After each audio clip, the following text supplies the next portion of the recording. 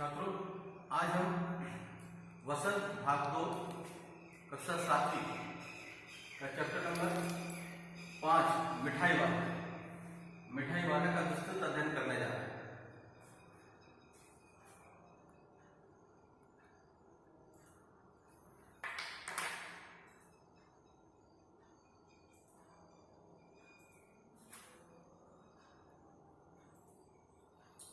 यहाँ पर हम मिठाई वाले पार्ट का सारांश देखने जा रहे हैं।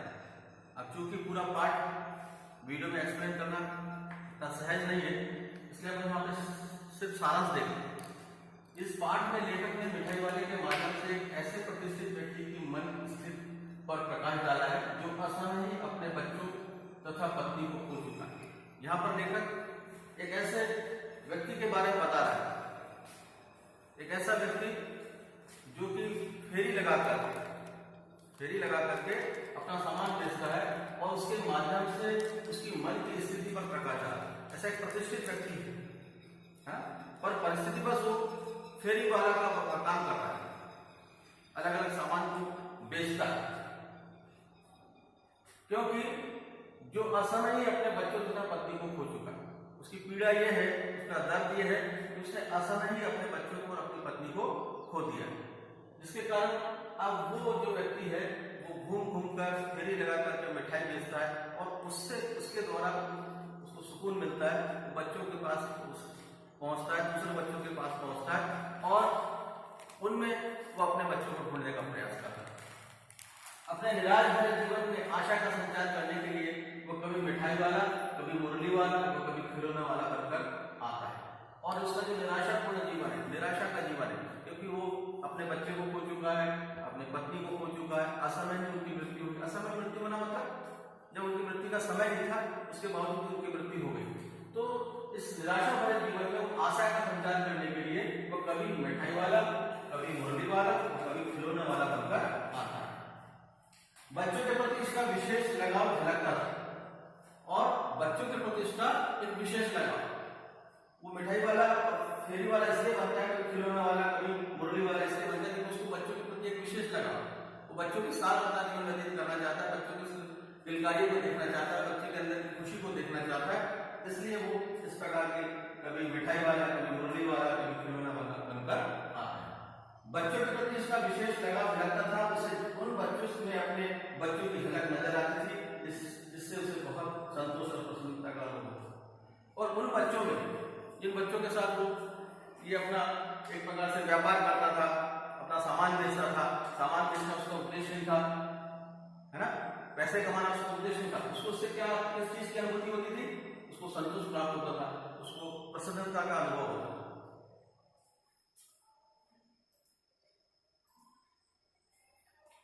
मिठाई वाला पैसों के लालच में अपना सामान नहीं बेचता था, वो तो चाहता था कि बच्चे सदा हंसते खेलते रहे। मैंने पहले ही बताया कि मिठाई वाला जो है ये पैसों की लालच में अपना सामान नहीं बेचता, वो नहीं चाहता था कि मैं पैसे कमाऊं, बहुत ज्यादा पैसे कमा लूं, अमीर हो जाऊं, ये उसका उद्देश्य नहीं था। वो तो अपना सामान इसलिए बेचता था कि बच्चों को सदा हंसते खेलते वो देख सके, बच्चों के साथ थोड़ा समय गुजार सके, बच्चों को हंसते खेलते देख सके, क्योंकि उसने अपने स्वयं के बच्चों को खोया।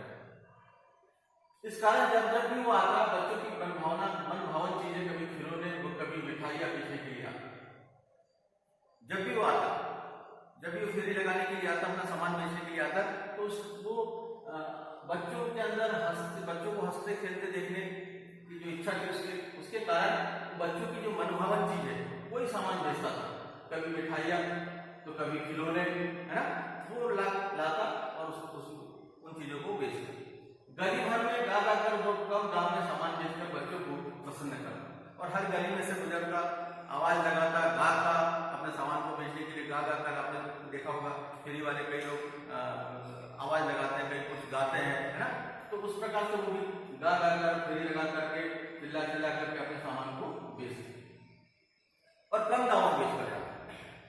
विजय बाबू के बच्चे चुन्नू मुन्नू एक दिन एक खिलौने वाले से खिलौने लेकर आए, तो उसकी मां रोहिणी ने उनसे पूछा कितने में लाए। एक बार एक घटना यहाँ पर लेखक इसका वृत्तांत बता रहा है कि विजय बाबू के बच्चे, जिनका नाम है चुन्नू मुन्नू, एक दिन एक खिलौने वाले से खिलौने लेकर आए। इस खिलौने वाले से एक दिन खिलौने लेकर आए, तो उनकी जो मां थी रोहिणी, उन्होंने उससे पूछा कि कितने में लाए। खिलौने कितने में आते हैं? तो चुन्नू ने बताया 2 रुपए। रोहिणी हैरान रह गई कि खिलौने वाला इतने बढ़िया खिलौने इतने कम दामों में क्यों देंगे। अब जब चुन्नू ने बताया कि सिर्फ 2 रुपए में इसको लेके आया, तो रोहिणी को बड़ी हैरानी हुई, बड़ी परेशानी हुई कि इतना महंगा खिलौना लग रहा है, ये तो 2 रुपए का है नहीं, इसकी कीमत और ज्यादा है, लेकिन इतने कम कीमत में क्यों देंगे, इसके पीछे उसका क्या उद्देश्य है। कई बार हम लोग नकारात्मक भी सोच लेते हैं, जैसे सामाजिक परिस्थिति इस प्रकार से बंद है हमारे आसपास, कई बार हम लोग नकारात्मक भी सोचते हैं, तो उसके मन में एक क्वेश्चन आया, एक प्रश्न आया कि इतने कम पैसे में ये खिलौने वाला खिलौने क्यों देंगे।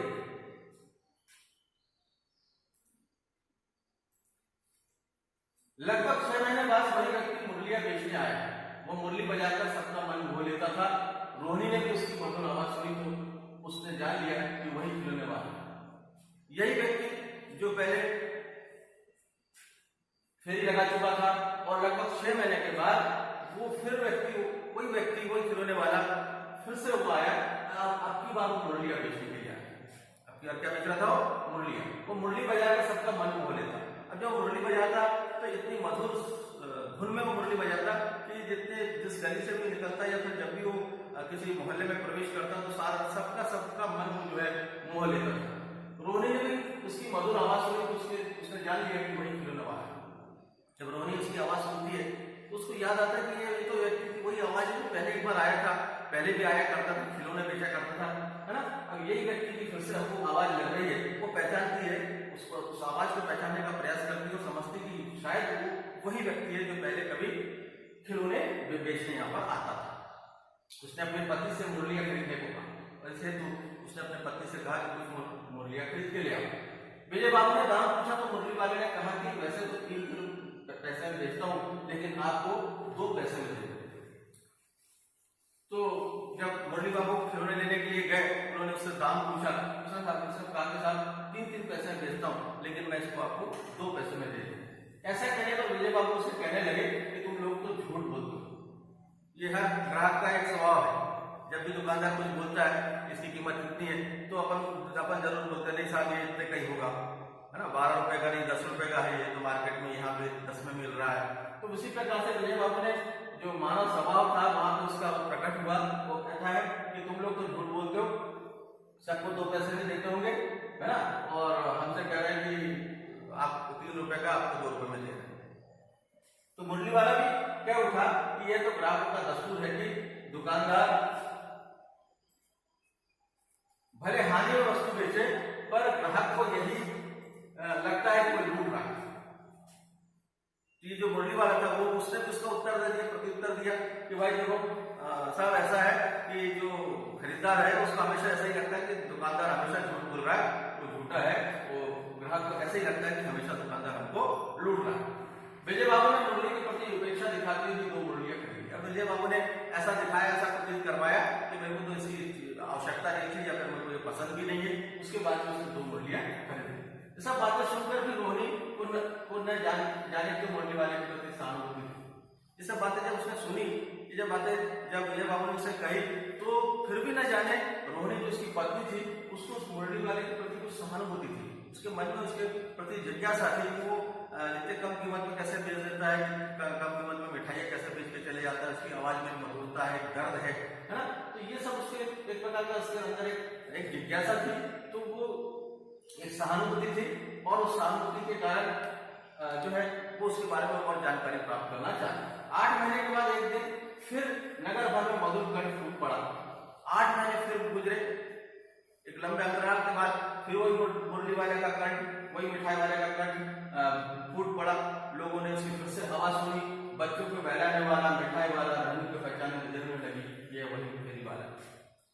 अब वो चिल्ला रहा है इस प्रकार से मधुर आवाज में, वो चिल्ला रहा है कि बच्चों को बहलाने वाला, मिठाई वाला, रोहिणी को पहचानने में देर नहीं लगी कि ये वही मिठाई वाला है, ये वही फेरी वाला है जो अक्सर अपने मोहल्ले में आया था। उसने दादी से कहा कि मुरली के लिए मिठाई लेनी है। अब रोहिणी क्योंकि उसके बारे में उसके मन में एक सहानुभूति थी, उसके प्रति एक जिज्ञासा थी, तो अपनी दादी, बच्चों की दादी, उनकी सास, रोहिणी की सास से उसने कहा कि चुनू मुन्नी के लिए कुछ मिठाई लेनी, उसे कमरे में बैठाओ, उसको बुलाओ और कमरे में बैठाओ। रोहिणी स्वयं चीख की ओट में बैठ गई और दादी ने उसे बिठा लिया और रोहिणी जो है चित की ओर में जो चिलमन टाइप के जो अपन डिस्वाच पर्दे के रूप में अपन देखते हैं उसकी ओट में वो बैठ गए और दादी ने उसे बिठा लिया। दादी ने मोल भाव पर गोलियां ले ली। दादी ने मोल भाव किया और कुछ गोलियां ले ली, कुछ चॉकलेट वगैरह टाइप की गोलियां पहले चलती थी उसने ले ली। लेकिन रोहिणी के मन में तो उत्सुकता थी कि उसे इस व्यवसाय में क्या बचता है क्योंकि इतने कम दामों पर सामान बेचता।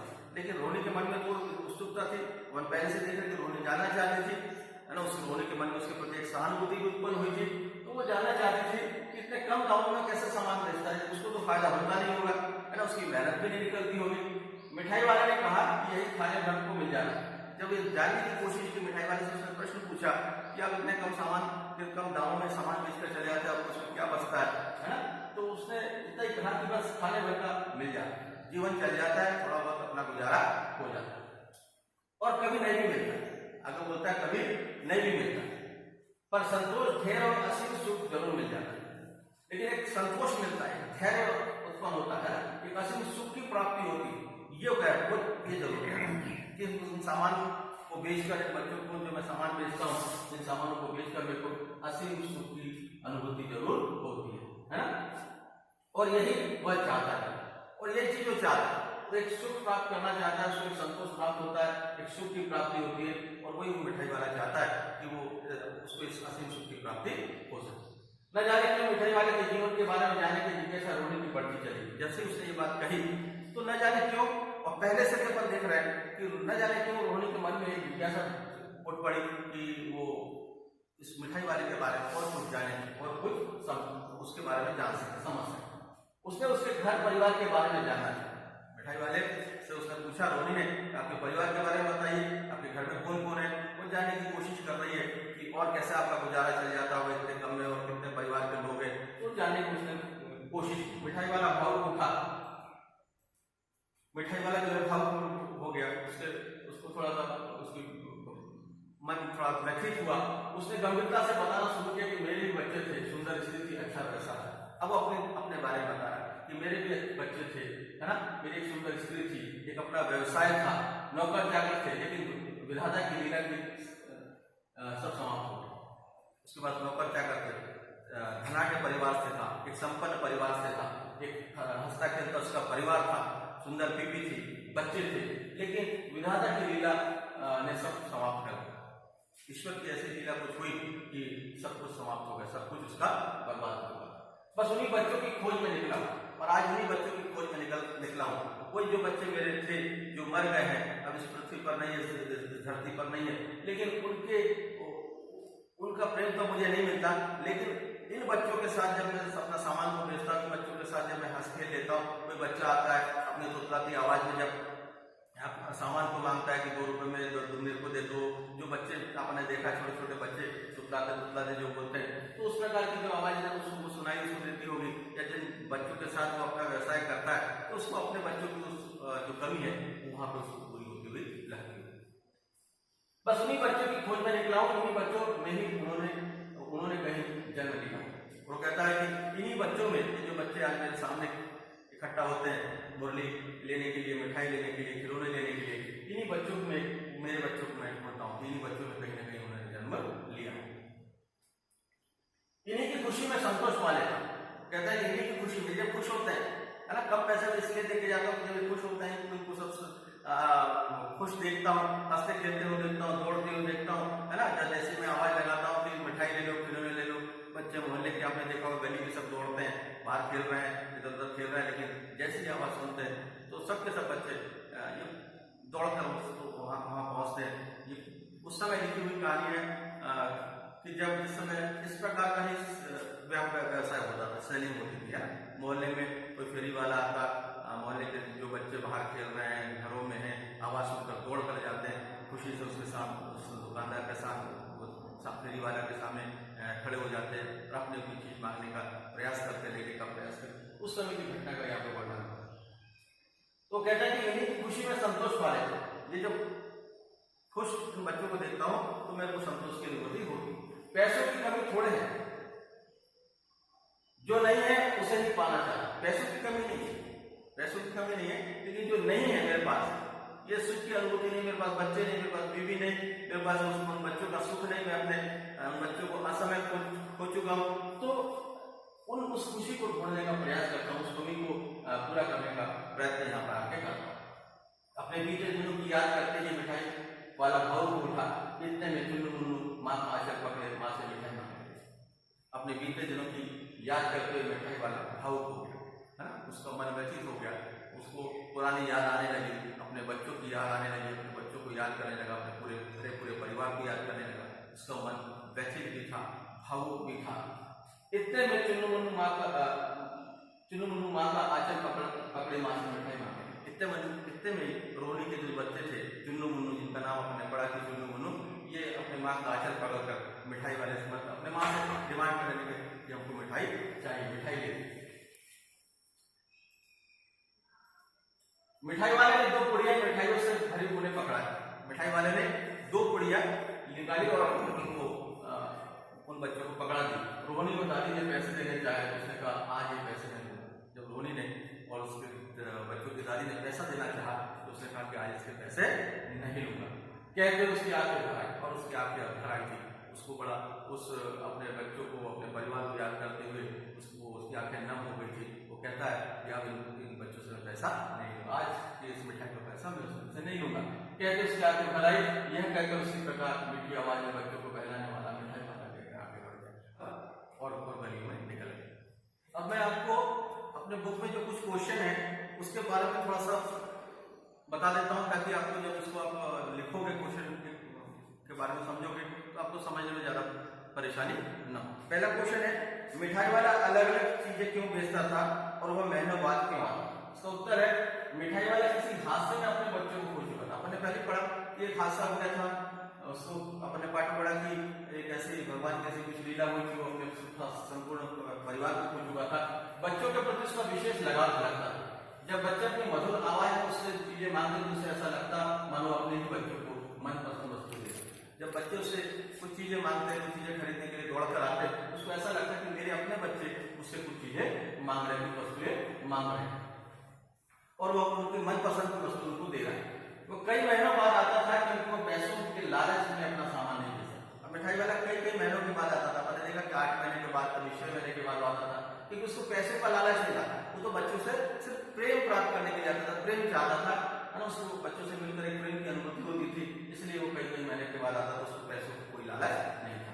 अपने निराश भरे जीवन में आशा का संचार करने के लिए जब भी आता, बच्चों की मन भावन चीजें, कभी खिलौने और कभी मिठाइयाँ बेचने के लिए, और जब भी वो आता तो सिर्फ बच्चों की चीजें, बच्चों की मन भावन चीजें, जिससे बच्चे खुश हो सके, बच्चे आनंदित हो सके, ऐसी चीजें वो लाता ताकि बच्चों को वो चीजें अच्छी लगे। दूसरा क्वेश्चन है, मिठाई वाले में कौन से गुण थे जिसकी वजह से बच्चे बड़े भी उसकी ओर पीछे चले जाते? मिठाई वाले में ऐसे कौन से गुण थे, है ना, कि बच्चे तो बच्चे और बड़े लोग भी उसके और पीछे चले जाते? उसके गुण थे, मिठाई वाले इतने मधुर और मादक ढंग से गा कर बच्चों को बुलाता कि छोटे बड़े सभी उसके मीठे स्वर से प्रभावित होकर अस्थिर हो। मिठाई वाला का एक गुण था कि इतने मधुर धुन में मधुरता के साथ वो गाता, गा कर बच्चों को बुलाता, उसके कारण जब छोटे तो छोटे, बड़े लोग भी उसके ओर पीछे चले आते। उसे अपने व्यवसाय में पैसे का कोई लोभ लालच नहीं, उसको पैसों का कोई लोभ लालच नहीं था। मैंने पहले पढ़ा कि एक संपन्न परिवार से था, उसके पास अपने नौकर क्या करते, तो उसको पैसे को कोई लालच नहीं था, लोभ लालच नहीं था। वो तो बच्चों का मन भावन सामान आत्मसंतुष्टि हेतु बेचता, उसकी आत्मा को संतुष्टि प्राप्त हो, है ना, इसके लिए बच्चों के मन भावन चीजें बेचता था। बच्चों को जो पसंद है वो चीजें वो बेचता था। अतः बच्चों में अपना दर्शाना, विनम्रता, सहनशीलता, कोमलता, प्रेमपूर्वक व्यवहार आदि ऐसी विशेषता थी जिनकी वजह से बच्चे बड़े उसकी ओर पीछे चले। तीसरा क्वेश्चन है, विजय बाबू एक ग्राहक थे और मुरली वाला एक विक्रेता, दोनों अपने अपने पक्ष के समर्थन में क्या तर्क पेश करते? विजय बाबू एक ग्राहक है और मुरली बेचने वाला एक विक्रेता है। विक्रेता मतलब बेचने वाला और ग्राहक मतलब खरीदने वाला। तो वो दोनों अपने अपने पक्ष के समर्थन में क्या क्या तर्क पेश करते हैं, अपने अपने पक्ष में अपने अपनी बात रखने के लिए क्या क्या बातें करते हैं। तो देखो उसको अलग देखते हैं। जब विजय बाबू ने मुरली वाले से मुरली का दाम पूछा तो मुरली वाले ने कहा कि वैसे तो 3-3 पैसे में बेचता हूँ, लेकिन आपको 2-2 पैसे में दे देता हूँ, है ना, वैसे तो मैं चीजें 3-3 पैसे में बेच देता हूँ, लेकिन मैं आपको 2 पैसे में दे दूंगा। इस पर दोनों अपने अपने तर्क देने लगे। विजय बाबू का तर्क था कि देते तो सबको इसी दाम में हो, लेकिन एहसान मेरे ऊपर ना। वो कहते थे देते तो सबको इसी दाम, सबको तो पैसा भी देते हो, लेकिन मेरे से एहसान ले रहे हो, है ना, वो एहसान मेरे पर डाल दे रहे हो। मुरली वाले का तर्क है कि ग्राहकों को असली लागत का पता ही नहीं, ग्राहक को असली लागत पता ही नहीं होती कि कितने बना होगा, इसको बनाने में कितना खर्चा होगा, इसके पीछे कितनी मेहनत की लगी होगी। ग्राहकों की आदत होती है कि दुकानदार भले हानि में वस्तु बेचे, पर ग्राहक को ही लगता है कि उसे लूटना।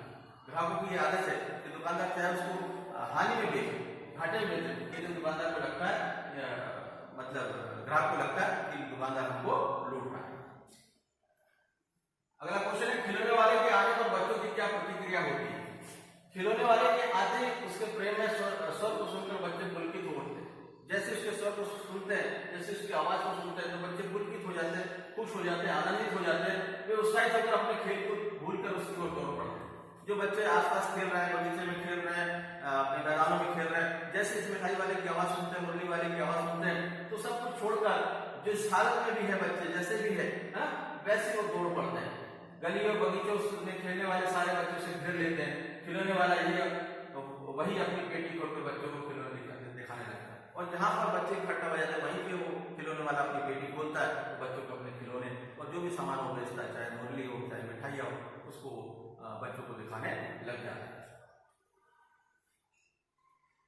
रोहिणी को मुरली वाले के स्वर से खिलौने वाले का संस्मरण क्यों आया?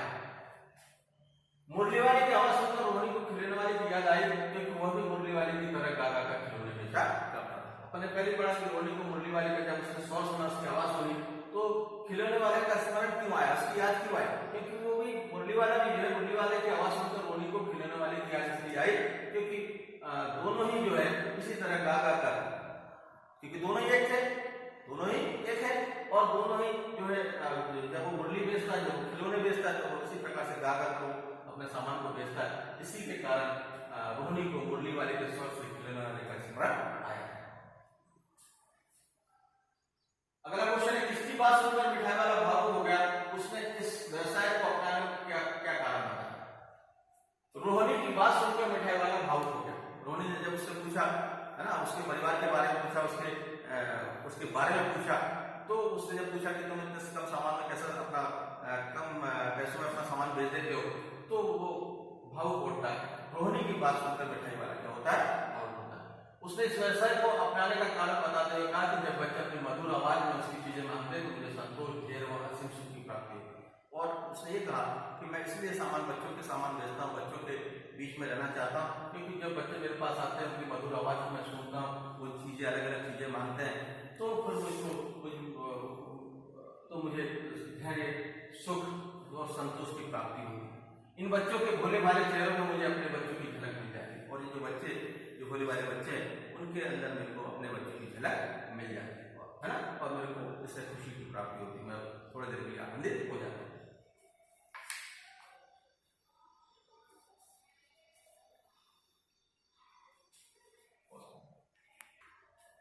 अब इसके 7वां और 8वां नंबर का जो क्वेश्चन है, मैं चाहता हूं कि आप लोग खुद थोड़ा सा होमवर्क के हिसाब से इसको करें, कोशिश करें।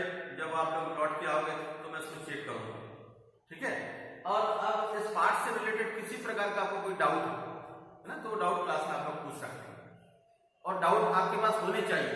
जब इस पार्ट का मैंने सारा तो आपको बता दिया, लेकिन इस पार्ट को आप जब डिटेल में पढ़ोगे, पूरा पार्ट को पढ़ोगे, तो आपको मजा भी आएगा। बच्चे किस प्रकार से मांगते हैं, बहुत ध्यान से आप जब उसको पढ़ोगे तो बड़ा अच्छा लगेगा आपको, आपकी पुरानी याद भी आएगी। हम इसी प्रकार से कुछ सामान के लिए जिद करते थे, मांगते थे अपने माता पिता से, आपको कुछ पुरानी यादें भी आएगी। तो आप उसको अच्छे से पढ़ना, और जो भी डाउट्स होंगे, जो भी यदि आपको कोई कठिन शब्द लगता है, कुछ भी है, तो आप डाउट क्लास में मुझसे पूछ सकते हैं।